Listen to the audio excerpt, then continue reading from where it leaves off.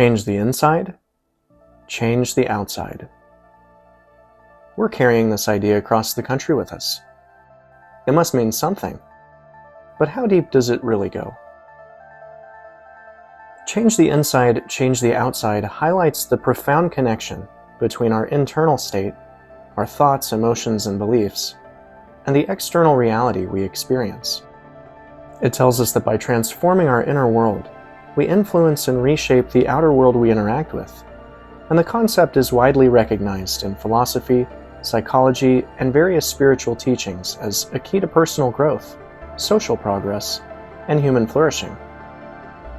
At its core, the idea emphasizes that our mindset and internal narratives shape how we perceive and respond to the world. If someone carries anger, fear, or negativity within themselves, those emotions often bleed into their actions, relationships, and decisions. Conversely, cultivating positivity, resilience, and gratitude tends to manifest outwardly, improving interactions and fostering opportunities. The saying implies that the external world acts as a mirror, reflecting what resides within us. Consider someone who feels socially isolated and believes, "Nobody likes me," or "I'm terrible at making friends." These thoughts can lead them to withdraw or appear closed off, unintentionally pushing others away and reinforcing their loneliness. However, if they work on their inner world, challenging those beliefs and adopting affirmations like, "I'm capable of forming connections," their behavior begins to change. They might smile more, initiate conversations, or show genuine interest in others. Over time, this openness invites positive responses, leading to meaningful connections. By shifting their mindset, they transform their external reality, demonstrating how changing the inside truly does change the outside. This idea shows up in the field of psychology in several ways, such as the self-fulfilling prophecy. What we believe and expect shapes our behavior, which in turn shapes outcomes. If we believe we are capable and deserving of success, we're more likely to act in ways that create it.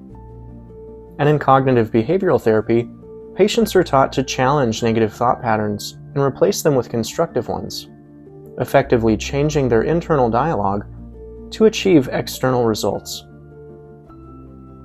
On a deeper level, change the inside, change the outside is a philosophy found throughout many spiritual teachings. In Matthew 6:22 and 23, Jesus says, "The eye is the lamp of the body. If your eyes are healthy, your whole body will be full of light. But if your eyes are unhealthy, your whole body will be full of darkness." Here, Jesus emphasizes that our perspective, the eye, affects our entire being. If our inner focus is pure, it illuminates our actions. But if it's clouded by greed or negativity, it darkens everything we do.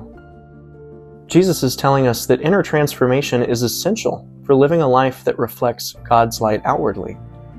And Paul would later bolster this point in Romans 12:2, where he writes, "Do not conform to the pattern of this world, but be transformed by the renewing of your mind." In traditions such as Buddhism and mindfulness practices, suffering is seen as arising from within, through attachment, fear, or misunderstanding. By shifting our inner perspective, letting go of what doesn't serve us, and fostering compassion and presence, we can experience peace and joy regardless of external circumstances. The Dhammapada, a collection of Buddha's sayings, opens with, "All that we are is the result of what we have thought. It is founded on our thoughts and made up of our thoughts. If a man speaks or acts with an evil thought, suffering follows him as the wheel follows the hoof of the beast that draws the wagon." Other traditions echo similar sentiments, such as Stoicism and Taoism, two incredibly powerful philosophies of mind.